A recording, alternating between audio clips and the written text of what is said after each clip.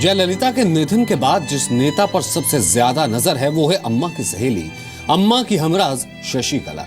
एक तरफ कयास लग रहे हैं कि जयललिता के निधन के बाद पार्टी में बिखराव होगा, तो दूसरी तरफ ये भी कहा जा रहा है कि जयललिता के बाद शशिकला पार्टी को एकजुट रखेंगी। क्या अम्मा की सहेली बनेंगी सबसे दमदार? जब तक जयललिता रही तब तक सिर्फ जयललिता को पार्टी की आवाज कहा जाता रहा। जयललिता ही पहले नंबर से लेकर आखिरी नंबर तक की नेता मानी जाती रही। लेकिन अब अम्मा के जाने के बाद उनकी सहेली शशिकला नटराजन पर हर किसी की निगाह है। ओ पनीरसेल्वम को मुख्यमंत्री तो बना दिया गया है, लेकिन पार्टी की कमान नहीं सौंपी गई। कहा जा रहा है कि AIADMK का नेतृत्व पनीरसेल्वम को नहीं सौंपकर शशिकला को दी जाएगी। ऐसा इसलिए क्योंकि जयललिता के बाद अगर सरकार और पार्टी में सबसे ज्यादा किसी की चलती थी तो वो शशिकला है। कहा यह भी जाता है कि शशिकला करीब करीब जयललिता की तरह ही हैं। Shashikala knows all 130 MLAs. Shashikala knows all 150 MPs, MLAs like that, IAS officers, IPS officers. Shashikala ran the state. She was a connect between ADMK and the cadre. तमाम उतार चढ़ाव के बाद भी शशिकला आखिर तक जयललिता की सुख दुख की साथी बनी रही। यहाँ तक कि अस्पताल में आखिरी 75 दिनों के दौरान भी शशिकला ही जयललिता की देखभाल करती रही और सहेली के जाने का गम आज उनके चेहरे पर भी दिख रहा था। राजाजी हॉल में जब जयललिता को श्रद्धांजलि देने के बाद पीएम शशिकला की तरफ बढ़े तो उनकी आंखों से आंसू टपक पड़े।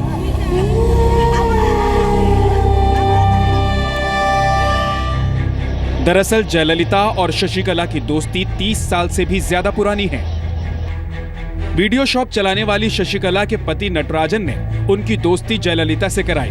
दोनों की दोस्ती इतनी पक्की हो गई कि 1988 में शशिकला अपना घर छोड़कर जयललिता के साथ रहने लगी। शशिकला ही तय करती थी कि कौन जया से मिलेगा। पार्टी से जुड़े फैसलों में भी शशिकला की भूमिका होती थी। जया और शशिकला की दोस्ती में 2 बार दरार भी आई। पहली बार 1996 में चुनावी हार के बाद दोनों में संबंध बिगड़े। फिर 2012 में जयललिता ने शशिकला को पार्टी से बाहर कर दिया था, लेकिन दोनों ही बार शशिकला ने अपनी बेस्ट फ्रेंड के साथ सुलह कर लिया। जयललिता से इसी दोस्ती की वजह से कहा जा रहा है कि शशिकला पार्टी की कमान संभालेंगी, लेकिन विरोधी उनके नेतृत्व पर सवाल भी उठाते हैं। As a consequence, there is nothing left as a number 2 in the party.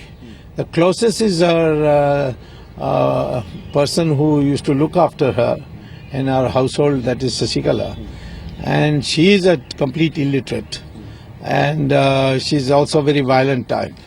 And I think if she tries to grab power because she has obliged so many MLAs and paid their election funds and so on, then I think party will split.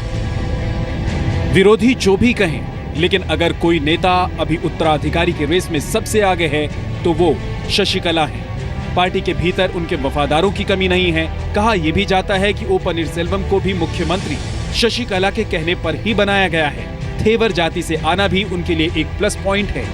ऐसे में ज्यादातर समीकरण अम्मा के बाद शशिकला को उनका उत्तराधिकारी बताते हैं। अब देखना यह होगा कि पर्दे के पीछे रहने वाली शशिकला अम्मा के रोल में कितना फिट साबित होती हैं। चेन्नई से प्रसाद भोसेकर के साथ ब्यूरो रिपोर्ट, जी मीडिया। आज एक और खबर ने सबको चौंकाया।